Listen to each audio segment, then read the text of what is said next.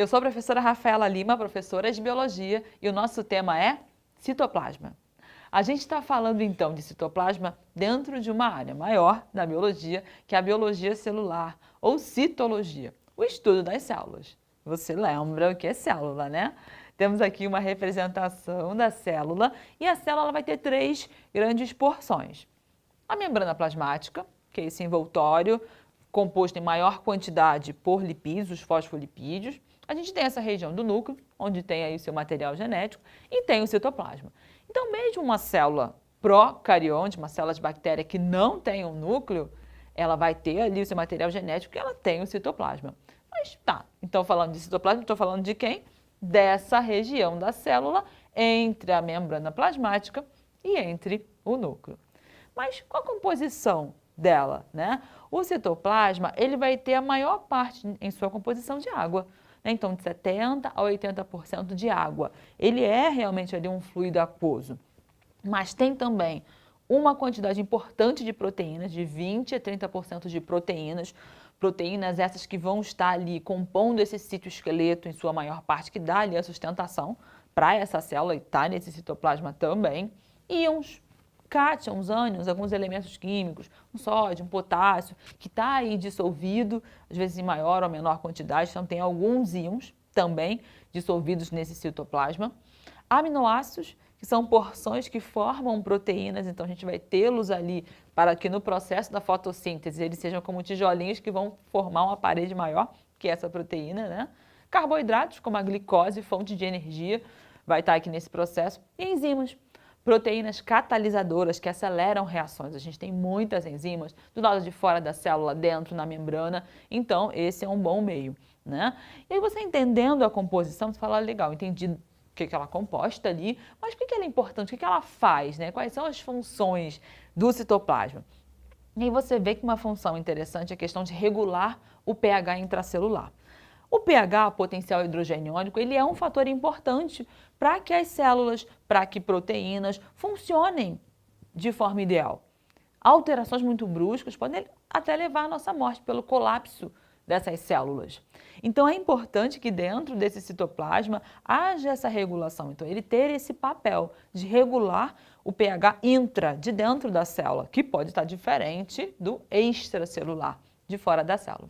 Além disso, uma função super importante é que é um ambiente para reações químicas. A gente vai ter uma série de processos acontecendo, como por exemplo a glicólise. A glicólise, glico de glicose e lise de quebra, é a primeira etapa da respiração celular. Aquele processo de produção de energia no nosso corpo, isso vai acontecer aqui no citoplasma. Um outro exemplo é a síntese proteica. Imagina, as proteínas são as moléculas em maior quantidade no nosso corpo, as macromoléculas, né, em maior quantidade no nosso corpo. A gente está sempre sintetizando, produzindo novas proteínas. E parte desse processo vai ser justamente aqui no citoplasma. Então, só para você ver como é um palco de eventos importantes, né, a nível celular, mas que vão refletir, né, a nível macro, né, em toda a nossa estrutura. Além disso, em algumas células, no citoplasma vai ser espaço para armazenamento, armazenar algumas substâncias. Por exemplo, o adipócito, que é uma célula aí do tecido conjuntivo, ela no citoplasma ela armazena uma grande quantidade de gordura. Então, ela usa esse espaço para esse fim. Então, pode ser um espaço de armazenamento em algumas células. Assim como também, por exemplo, armazenar glicogênio. Células do nosso fígado, dos nossos músculos, elas têm essa capacidade de reservar uma porção do seu citoplasma, essa macromolécula aí que é o glicogênio. O glicogênio é um polímero, a gente chama de um polissacarídeo, um carboidrato que vai reunir aí muitas moléculas de glicose, que se a gente precisar, reserva, a gente quebra. Então, também esse espaço de reserva, de armazenamento, pode rolar aí também no citoplasma. E sustentação. Você tem a sua sustentação, né? Nós temos aí o nosso esqueleto, nossa musculatura faz parte da nossa sustentação. No interior da célula, ela vai ter também aqui mergulhado entre os espaços aqui do citoplasma o citoesqueleto, que vai promover essa sustentação, que ajuda a manter o formato que essa célula vai ter, se ela vai ser mais arredondada, mais quadrada, mais alongada. Então, tudo isso aí está no espaço aqui e é uma função importante também desse citoplasma. Mas eu fui falando para você dessas funções, essas funções elas estão sendo cumpridas porque eu tenho mais alguns elementos aqui, né, dentro desse espaço. Você vê que não é um espaço vazio, ele tem vários atores aqui. E aí quando a gente fala da estrutura desse citoplasma, se você viu assim, poxa, tem bastante água, né? Então, ele é bem, ele é mais, ele é líquido, ele é uma grande água. Repare, a gente vai dividir aqui, então a gente vai colocar que essa composição aqui, como eu puxei a setinha para você, essa composição eu chamo de hialoplasma. Então, qual é a substância aí que está compondo esse citoplasma? Eu vou chamar então, ou até chamar realmente essa porção, essa região, de hialoplasma ou citosol. Esse líquido que está aqui dentro, eu chamo ele de hialoplasma ou citosol. Você vai ver essa diferença em algumas literaturas, alguns livros. E aí a gente tem uma diferença nas regiões. O que se percebe? Que na parte mais interna do citoplasma, então assim, nessa parte aqui mais próxima, essa região do núcleo, ela é mais fluídica. Então a gente chama essa porção de endoplasma, endo de dentro, né? Então essa porção, endoplasma, esse citosol ele é mais fluido, né? Ou a gente chama também de zol. E essa parte mais externa, que a gente batizou como ectoplasma, ela é mais gelatinosa. Ela tem realmente aquela textura mais de gel. Então, o ectoplasma é mais gelatinoso, nessa porção mais interior, o endoplasma mais fluida. Então, tem essa diferença.